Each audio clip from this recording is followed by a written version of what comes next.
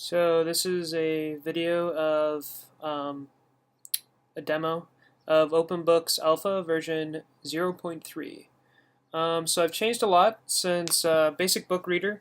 I changed it to Alpha Books, or OpenBooks, sorry, because I would like to have a more catchy name and be more marketable, as well as explain or show people that it's more open source. Alpha Books is another one I'm making, and that one will be closed source, and that will provide the money necessary to get books, as well as server costs and whatnot. So the first thing I'm going to do is just go through a quick demo of how it works. So I choose a book. In this case, I'm going to choose Frankenstein.txt. Right now, all of these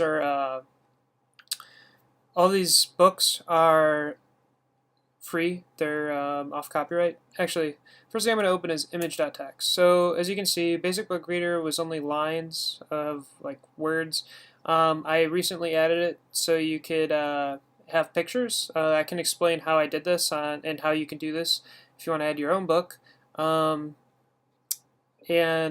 on my website, and I will also have a shortly, probably with the next version release, EPUBs will be available. Which obviously is a great improvement. So let's open Frankenstein.txt. As you can see, you could just basically read like normal. One of the things I added was you can change the font size, which is pretty nice, and you can also make it full screen to get the full effect of that, but I'm not going to do that right here. So it still only has so many lines per page, and that's so I can get a quick indexing. And you can flip through the book very quickly.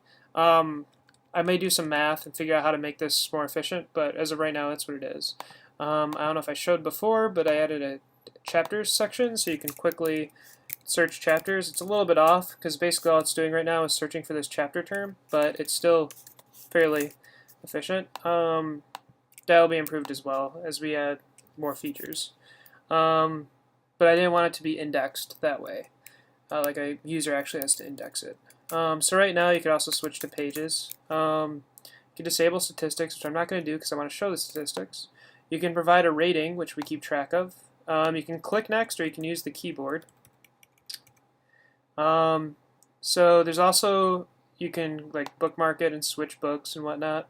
So let's go to page 4. Let's bookmark, switch to Tale of Two Cities. Go to page 8, bookmark, switch back to Frankenstein.txt. Switch back to Tale of Two Cities, and as you can see, that still works. So now what we're going to do is, I've been working on a way to improve the note-taking system. So one thing I'm going to show you right now is you can highlight something like that and click Add Note and say Note 1, and then I could also highlight something like this. You also don't need to have the full line highlighted, it just goes per line basis. Assuming that the quote's going to finish per line. This may be a bad assumption, but as of right now, you might just get an extra little bit of data. So then the really cool part is you can do this. You can add 2 separate quotes from the same page and add 1 note, say. And now if we, I'm going to go to the application folder. I intend to make a nicer way to view these notes, but as of right now you can just, I want it to be command line available, so you can just view it all via the command line. But yeah, right now you have to go into the actual file folder. So let's open up an Emacs. So here's the different, I've been doing this for a little bit as you can see, but here's the first quote.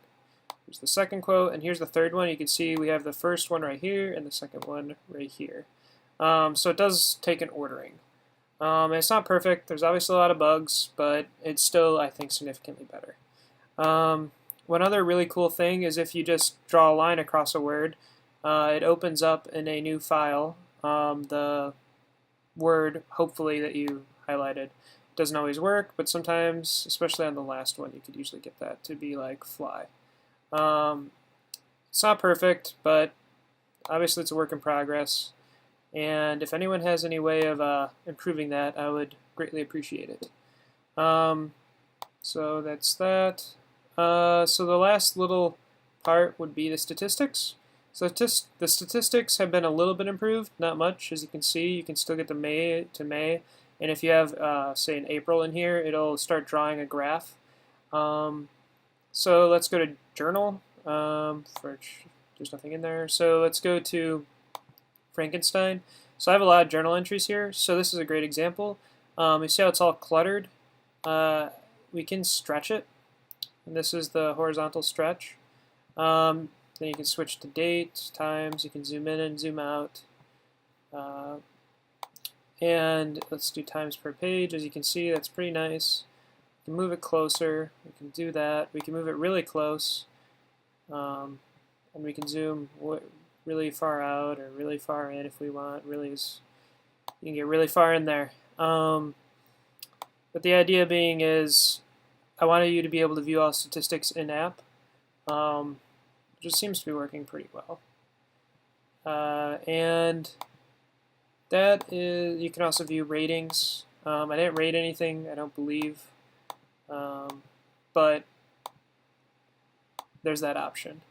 And you can also see the average pages per visited and the average time per page that's not 0, or I think less than 3 seconds is what I did, because you're not reading it if you're only there for 3 seconds.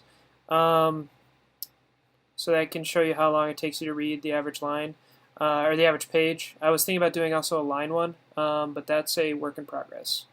Anyways, you can also see the day you started and the day you currently ended or are on. A little bit's cut off there, which I'm going to go fix right now. And you can see it still says BasicBookReader, which I'm going to change right now too. So I hope this video has explained some of the features, and I hope you use it. Thank you.